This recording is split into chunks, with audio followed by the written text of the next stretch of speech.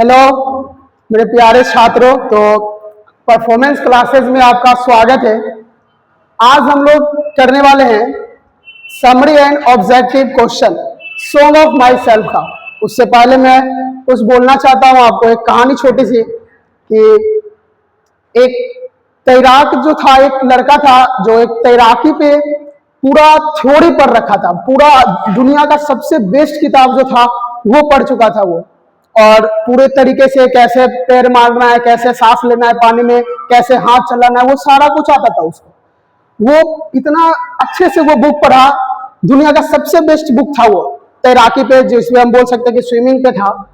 वो क्या किया कि सब कुछ नॉलेज होने के बाद फिर एक दिन उसके दोस्तों से मुलाकात हो गई वहां पे एक नदी के किनारे। जब उसके दोस्तों से मुलाकात हुई उसके नदी के किनारे, तो दोस्तों ने बोला कि तुम्हें तैरना आता है?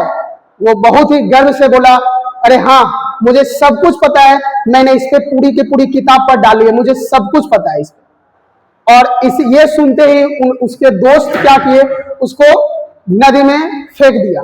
अब वहां पे बारी था इसका सच में वो प्रूफ करने का कि कैसे तैरना है, और सच में वहां पे उसको पैर और हाथ चलाना था। और तो इसी से हमें सीखते हैं कि यहाँ पे जो तैराकी जो बेस्ट किताब जो था, जो हम इसके पिछले चैप्टर में ले चुके हैं, सॉन्ग ऑफ माई सेल्फ, जो हम बहुत अच्छे से एक्सप्लेन किए थे लाइन बाय लाइन, वो हमारा थ्योरी था। और आज बारी है वो बिहार बोर्ड के नदी में उतरने का, जिसमें डायरेक्ट क्वेश्चन आएगा, तो उसमें हमें प्रैक्टिस करने का है आज। तो आज बेहतरीन समरी इसका हम देखेंगे, और जो बिहार बोर्ड में डायरेक्टली आएगा एमसीक्यू ऑब्जेक्टिव बेस्ड क्वेश्चन जो आएगा वो सारे देखने वाले हैं। सिर्फ थ्योरी पढ़ने से नहीं होगा, आप लोग कितने अच्छे से थ्योरी क्लास लिए थे, आज वो हम देखेंगे। यहाँ पे जब आप क्वेश्चन का जवाब आप दीजिएगा, जब हम क्वेश्चन सोल्व करेंगे तो ईमानदारी पूर्वक अपने कॉपी में एक से लेके जो क्वेश्चन होगा ABCD आंसर लिख लीजिएगा, और खुद ईमानदारी पूर्वक उसका देखिएगा कितना आप जवाब दे पाते हैं उस चैप्टर से रिलेटेड। जो हम पढ़ा चुके हैं उसी से हम MCQ करने वाले हैं, उसी का हम लोग समरी करने वाले हैं। तो चलिए देखते हैं हमारा ये क्लास में सॉन्ग ऑफ माई सेल्फ का समरी एंड ऑब्जेक्टिव है। तो सबसे पहले था यहाँ पे कि song of myself is a beautiful poem, यानी compose by the great American poet. ये जो लिखे हैं सॉन्ग ऑफ माई सेल्फ कौन लिखे हैं? तो लिखे हैं वॉल्ट विटमैन, जिन्हें जाना जाता है पीपल्स पोएम, यानी जनताओं का कवि इन्हें जाना जाता है। अमेरिकन कवि है, पोएट ही है, और इन्हें जाना जाता है, आपको पता है बहुत अच्छे से कि सॉन्ग ऑफ माई सेल्फ कौन लिखे हैं।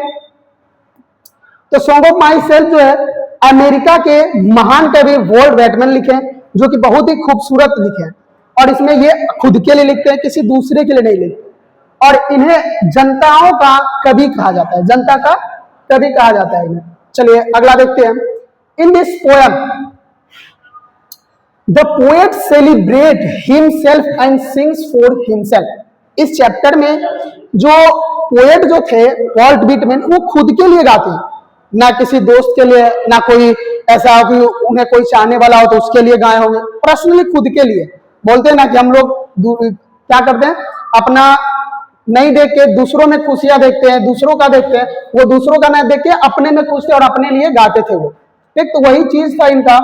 And he believe in universal brotherhood and says that every human beings is equal because, और ये भी बोलते कि वो यूनिवर्सल ब्रदरहुड में विश्वास करते थे, और ये भी बोलते थे कि वो सब समान है। Every atom of his blood belongs to everyone else too. बोला जिससे मैं बना हुआ उसी से सब बना हुआ है, सब वही है। देखो कि इस कविता में क्या बोला गया है कि खुद का जश्न मनाते हैं। किसका? वो खुद का जश्न मनाते हैं और खुद के लिए गाते हैं। वह विश्व बंधुत्व, यानी ब्रदर, यूनिवर्सल ब्रदर, सब लोग मिलजुल के रहे, ऐसा उनका मानना था। और विश्व में रहते, और कहते थे क्या कि सभी इंसान एक समान है, क्योंकि जिन कणों से वो बने हुए थे वही कण से हम सब भी बने हुए, वही कहना था इनका। चलो नेक्स्ट लाइन देखते हैं कि द पोएम विंटर्स यानी comfortable need to invite his soul, और अपने आत्माओं को बोलते जब मैं बिना काम के इधर उधर घूमूंगा तो अपनी आत्माओं को इनवाइट करूंगा, आमंत्रण करूंगा अपनी। और observe spear of summer grass, और जब वो जाएंगे तो वो बोलेंगे जब नुकीले नुकीले जब घास रहेंगे तो पैरों पे जब लगेंगे तो बहुत अच्छा लगेगा, वही बोलते वही फील करेंगे। And he says that every drop of his blood is form from the soil and air of his homeland, अपना जो मातृभूमि था उनका हर एक टन मिट्टी से, उन्हीं के हवाओं से, वहां से बना हुआ है। कभी क्या बोलते हैं कि जब वो आराम से भटकते हैं, भटकते का मतलब है कि वो बिना काम के कहीं भी भूलना जाना टहलना, तो वही चीज था वो। तो कभी बोलते हैं कि अपनी आत्माओं को आमंत्रित करते हैं और कहते हैं कि गर्मी की घास के जो निहारते हैं वह कहते हैं कि उनके खून यानी खून का एक एक कतरा उनकी मातृभूमि की मिट्टी और हवा से बना हुआ। चलिए नेक्स्ट देखिए, द पोएट इज 37, और जब ये पोएम लिख रहे थे तो ये 37 के थे। कितना एज था इनका? तो 37 एज था इनका। एंड इन यानी परफेक्ट हेल्थ, और उस समय बोल रहे थे जब मैं ये पोएम लिख रहा हूं या बोल रहा हूं तो मैं पूरा परफेक्ट हूं, मतलब स्वस्थ से पूरा हुआ। And he hopes to stay active and full of energy till his death. He lives all religion beliefs and schools of throw behind। वो बोलते हैं कि मैं कितने साल का हो गया हूं, जब ये लिखते हैं तो वो थे 37, और बोलते पूरी तरह स्वस्थ हो, और वह उम्मीद करते हैं कि मरते दम तक वैसे ही फिट एंड फाइन रहेंगे, ऐसे ही ऊर्जा से भरे रहेंगे मरते दम तक। वह पुरानी धार्मिक मान्यताओं और विचारधाराओं को कुछ समय के लिए किनारे कर देते हैं और अपना जीवन जीते, बोलते खुद पे जिएंगे हम। अब देखना है, फाइनली ये लास्ट है, देखना है कि इसके बाद हम लोग क्वेश्चन करेंगे।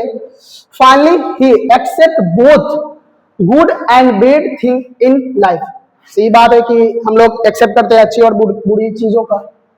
And he wants to speak the truth at every hazard. बोला कोई भी प्रॉब्लम हो, कितना भी हजार्ड, मतलब यहाँ पे याद रखना, हजार्ड का मतलब होता है यहाँ पे डेंजर, मतलब खतरा बोल सकते हैं आप उसको। And also nature to work with its original energy. देखिए अंत में वो क्या बोलते हैं कि अंत में वो बोलते हैं कि वह जीवन में अच्छी और बुरी दोनों बातों को स्वीकार करते हैं, और वह कहते हैं खतरे में सच बोलना है। कोई भी चीज हो, कितना भी प्रॉब्लम हो, हमें सच बोलना चाहिए, ऐसा वो बोलते हैं।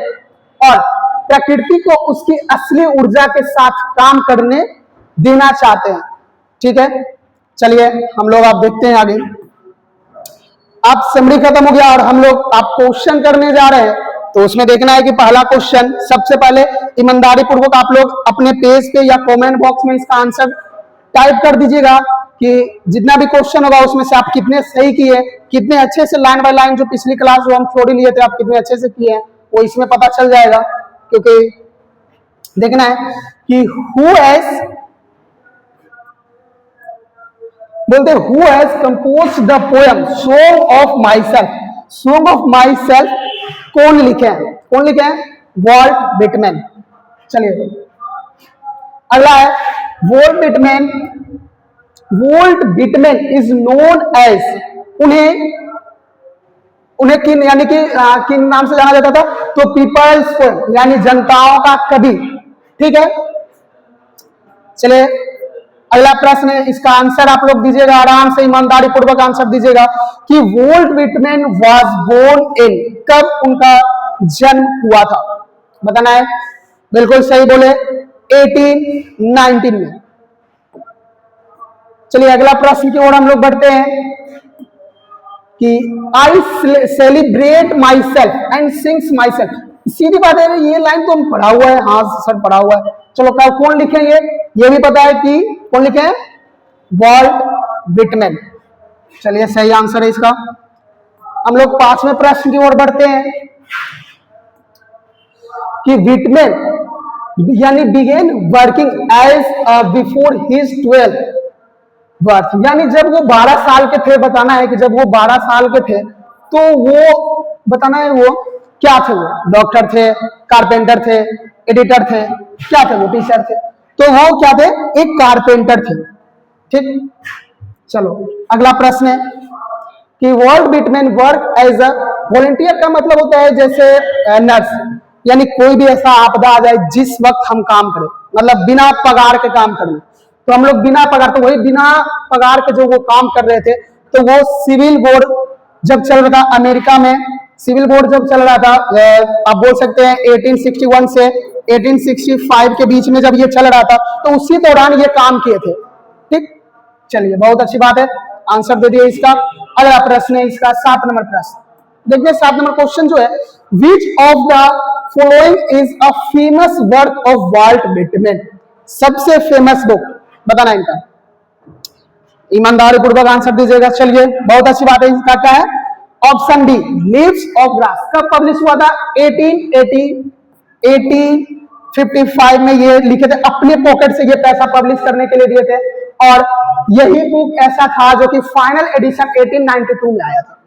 ठीक, चलिए अगला प्रश्न है, देखो वही प्रश्न है जो इसके पीछे हम जवाब दे चुके हैं, लीव्स ऑफ ग्रास जो है वो कब पब्लिश हुआ था, leaves of grass first published, इनका फाइनल नहीं पूछ रहा कि फाइनल एडिशन कब आया था, फाइनल एडिशन दूसरा आया था 1892 में फाइनल आया था, लेकिन क्वेश्चन क्या बोल रहा है, फर्स्ट पब्लिश, पहली बार पब्लिश किए थे, ये अपने पॉकेट से पैसा देके अपना सैलरी से पब्लिश किए थे वो, तो याद रखना है कि क्या होगा इसका आंसर 1855। चलिए अगला प्रश्न देखते हैं कि in the poem songs of my self the poet observe a spear of, क्या वो ऑब्जर्व कर रहे थे वहां पे, जो कि हम समरी में भी फिलहाल अभी जस्ट पढ़े हैं, समर ग्रास। चलिए अगला देखते हैं, according to the poet every atom of blood is the dash in all human beings, आप बताना है हमें कि पोएट के अनुसार हमें बताना है कि हर एक इंसान का, हर एक अणु से बना हुआ, हर एक ब्लड का एक एक अणु सेम जैसे सब लोग हैं वैसे ही एक ही चीज से बना हुआ है। चलिए अगला प्रश्न जो है हम लोग देखते हैं, how old is the poet is song of my self, जब ये सॉन्ग ऑफ माई सेल्फ कर लिख रहे थे कि ये कितने साल के थे, तो ये थे कितने साल के थे, 37, और उस दौरान भी ये सोचते थे क्या कि मैं स्वस्थ हूं, और स्वस्थ थे भी ये। चलिए आगे देखते हैं हम लोग कि होपिंग टू किस एंड किस सॉरी किस नोट टिल दैट, बोले कि मैं मरने दम तक नहीं, मतलब स्वस्थ ही रहूंगा, अच्छा रहूंगा, ये लाइन कहां से लिया गया, ठीक, इसके पहले ही जब लिए थे ये लाइन लिया गया है, जब हम पोएम पढ़ रहे थे तो वहां पे लिखा हुआ था कि मैं आई नाउ 37, ठीक, तो उसी के जस्ट नीचे वाला लाइन ये उठाए हैं, तो कहां से लिया गया ये, तो ये लिया गया है सॉन्ग ऑफ माई सेल्फ। चलिए what does the word loaf, loaf का मीनिंग बताना है कि लोफ का मीनिंग क्या होता है, बताइए लोफ का मीनिंग क्या होता है। यहाँ पे होता है लोफ का मीनिंग होता है बिना काम के, मतलब बिना कोई रीजन नहीं है, बस इधर से उधर जाना है बिना रीजन के, तो जो बिना रीजन के हम इधर उधर जाते हैं तो उसे बोलते हैं वेंडर, सी रहेगा सही इसका आंसर। अगला है the poet dash his soul, मतलब आत्मा को वो क्या कर रहे थे, इनवाइट कर रहे थे। चलिए अगला प्रश्न देख लें, 15 नंबर प्रश्न पे हम लोग आ चुके हैं, देखना है 15 में से हम लोग कितना सही किए। Creeds and schools in absence, यहां पे पूछ रहा है कि क्रीड्स का मतलब क्या है, तो क्रीड्स का मतलब होता है रिलीजन से रिलेटेड, तो रिलीजन धार्मिक चीज से रिलेटेड होता है, तो ऑप्शन बी इसका आंसर सही होगा। चलिए आगे अगला प्रश्न है कि the poet permit himself to speak at every dash, क्या बोले सच बोलना हर एक चीज, कब, जब हम लोग का हजार्ड में, मतलब कोई भी क्या रहे, डेंजर में रहे, खतरा में रहे, फिर भी हमें सच बोलना चाहिए, सीधी बात।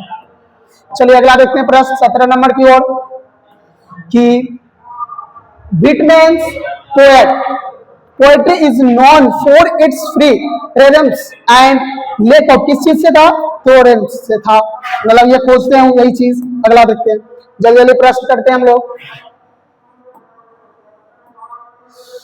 विच कलेक्शन ऑफ पोएम कोस्ट, यहाँ पे कौन सा ऐसा पोएम था जो कि अपने पैसा से वो दिए थे, वॉल्ट मैनन पब्लिश किए थे, ऐसा कौन सा था। तो और बाद में हालांकि उसको क्या बता गया था, ऑफेंस का मतलब होता है कि अश्लीलता वाला बता दिया था कि समाज के खिलाफ है, ये समाज के नियमों को तोड़ती है ये तुम्हारा जो कविता है प्लेट्स ऑफ ग्रास। हालांकि अपने पे किए थे, फाइनल एडिशन इनका आया था, याद रखना है 1892 में। Walt Whitman is an American, कौन, बिल्कुल सही है, अमेरिकन पोएट। चलो अगला देखते हैं हम लोग। अमेरिकन पोएट बोल रहा है drum trap was published in the year, कब पब्लिश हुआ था वो, तो 1866 में हुआ था। तो कब हुआ था, ऑप्शन बी होगा इसका आंसर, ऑप्शन डी। चलिए, my tongue every atom of my blood from this dash, क्या, स्वेल, यहाँ का मिट्टी से बना हुआ है, सही बात है, ऑप्शन ए होगा। बिल्कुल आंसर मिलाते जाइएगा ईमानदारी से।